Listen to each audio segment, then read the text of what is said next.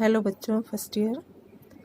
आप लोगों को हम समुच्चय पढ़ा रहे थे, तो जिसमें केवल समुच्चय की परिभाषा, सबसेट, ये सब छोटी छोटी चीज़ें बताई जो हम ये मान के चल रहे थे कि आपने पिछली क्लासेस में पढ़े हैं। लेकिन बच्चे काम पूरा नहीं कर रहे हैं। पिछले हमने 1C एक्सरसाइज जानबूझ के आपके उसमें फोटो नहीं डाली थी। किसी बच्चे ने नहीं पूछा कि मैडम होमवर्क नहीं है, और इसका मतलब आप लोग लगा नहीं रहे हैं।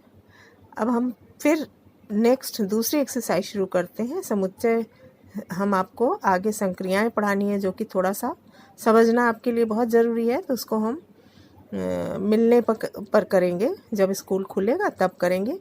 अभी हम कुछ ऐसी चीज़ें करना चाह रहे हैं जो आप पढ़ के आ चुके हैं। त्रिकोणमितीय आपने पढ़ा है, त्रिकोणमितीय अनुपात पढ़ा है, कोण का मापन आपने पढ़ा होगा कि कोण का मापन जो है दो पद्धतियों में किया जाता है, शास्त्रिक पद्धति और वृत्तीय पद्धति। जैसे हम कुछ मूल मात्रक हैं, उनको नापने के लिए दो सिस्टम है, MKS, CGS। ये आप जानते होंगे, फिजिक्स भी पढ़ना है आप लोग। और ये M जो है मीटर, किलोग्राम, सेकेंड पद्धति, और ये सेंटीमीटर, ग्राम, सेकेंड पद्धति, दो हैं। तो इसमें तीन मूल इकाइयों का हम मात्रक लेते हैं। लंबाई का मीटर, द्रव्यमान का किलोग्राम, और समय का सेकेंड। तो उसी तरह से कोण का जो मापन करते हैं वो हम ज़्यादातर डिग्री में करते हैं। डिग्री के अलावा भी एक पद्धति है जिसमें हम कोण का मापन, एक इकाई है कोण की। तो डिग्री के लिए कैसे करेंगे हम? डिग्री में जो हम कोण नापते हैं वो शास्त्रीय पद्धति है, उसमें डिग्री या अंश कहते हैं इसमें। तो हम ये जानते हैं बच्चों कि दो परस्पर रेखाएं लंब कही जाती हैं। लंब का मतलब दो लंब रेखाओं के बीच में कितने अंश का कोण बनता है? 90 अंश का। तो 90 अंश के कोण को हम एक समकोण भी कहते हैं, और 90 अंश एक समकोण है। तो अगर इसी समकोण को हम 90 छोटे छोटे भाग में डिवाइड कर दें तो एक डिग्री जो है वो एक अंश कहा जाएगा। तुमने कोण नापने के लिए चांदे का यूज़ किया होगा, देखा होगा उसमें ये यहाँ से हम नापते हैं, यहाँ 0 लिखा होता है। देख लेना, चांदा तुम्हारे पास होगा बच्चों। हाँ, हमने चित्र बनाने की कोशिश की है केवल। मेरे पास इस समय चांदा नहीं है, तुम लोग पास अपने घर में है, उसको ले करके देखिए कि हम जिस रेखा से दो रेखाओं के बीच कोण नापते हैं, तो एक रेखा को 0 पे रखते हैं, और उसके बाद जो दूसरी रेखा है उसका, जैसे ये रेखा अगर 60 अंश का कोण बना रही है, तो यहाँ पे हम देखेंगे कि दूसरी रेखा ये जा रही है, तो यहाँ तक आ गया, तो यहाँ जो कोण होगा 60 है, 30 है, जो भी कोण है वो हम नाप लेते हैं। तो दो यहाँ पे एकदम परस्पर सीधी, इस पर ऊर्ध्वाधर जो रेखा है उसके सीधे देखो तो 90 अंश का कोण लिखा है। फिर हम सीधे इसको घूम के आ जाए तो जो ये 36 रेखा बनती है वो 180 अंश का कोण बनाती है, यानी पूरा ये 180 अंश, यानी दो समकोण है। 90 90 कितना हो गया? दो समकोण। तो इसमें देखोगे छोटे छोटे 90 भाग दिए गए हैं। तो 90 भाग कितने हो गए? एक अंश। यहाँ पे 0 के बाद 1 डिग्री, 2 डिग्री, इस तरह से लिखा हुआ है। तो समकोण का 90 भागों, छोटे छोटे भागों में विभाजित कर दें तो एक भाग जो है वो कहलाता है 1 डिग्री। और 1 डिग्री से भी छोटी इकाई है। 1 डिग्री तो खुद ही बहुत छोटा हो गया चांदे पे, है ना। तो 1 डिग्री को भी बहुत छोटे छोटे 60 भागों में विभाजित कर दें तो 1 डिग्री बराबर होता है 60 मिनट। यहाँ 60 के ऊपर हमने एक लाइन खींची है, ये मिनट का चिन्ह है।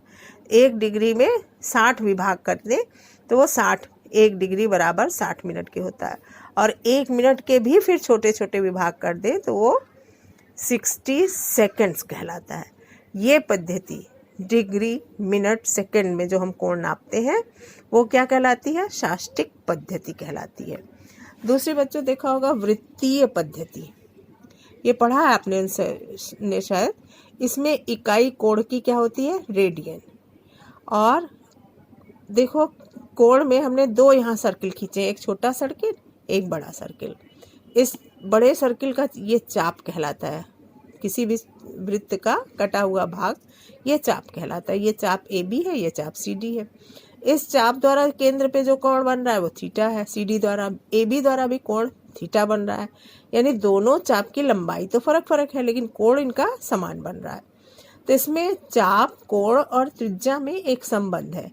हमेशा केंद्र पर अंतरित कोण ये बराबर होता है चाप बटे त्रिज्या, यानी चाप और त्रिज्या का अनुपात हमेशा, कोण यहाँ फिक्स है, चाप और त्रिज्या बदल रही है, कोण फिक्स है।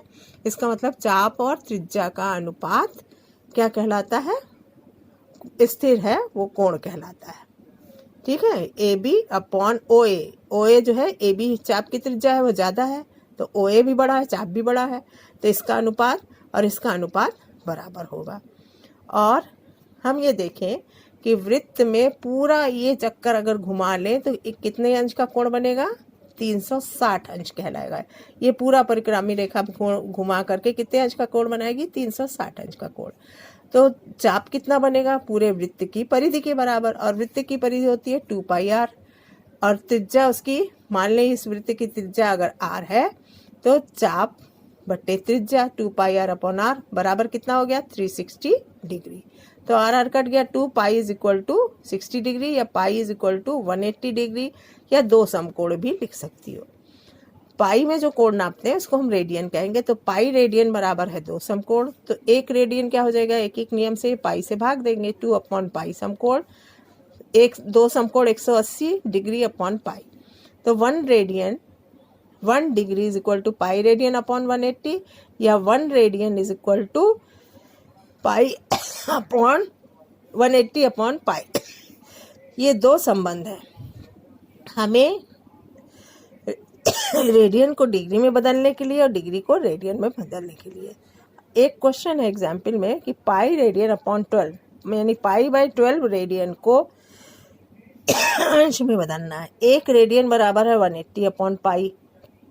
तो एक एक नियम तुम लोग बच्चे जानती हो कि 1 केले का दाम 4 रुपये है, तो 4 किलो का दाम कितना होगा, वो क्या करना पड़ेगा, 4 से गुना करने पड़ेगा। तो यहाँ हमें 1 रेडियन का अंश दिया गया है, तो पाई अपॉन 12 रेडियन के लिए पाई अपॉन 12 से गुना करना पड़ेगा। पाई पाई कट गया, 180 बटे 12 कितना हो गया 15 डिग्री।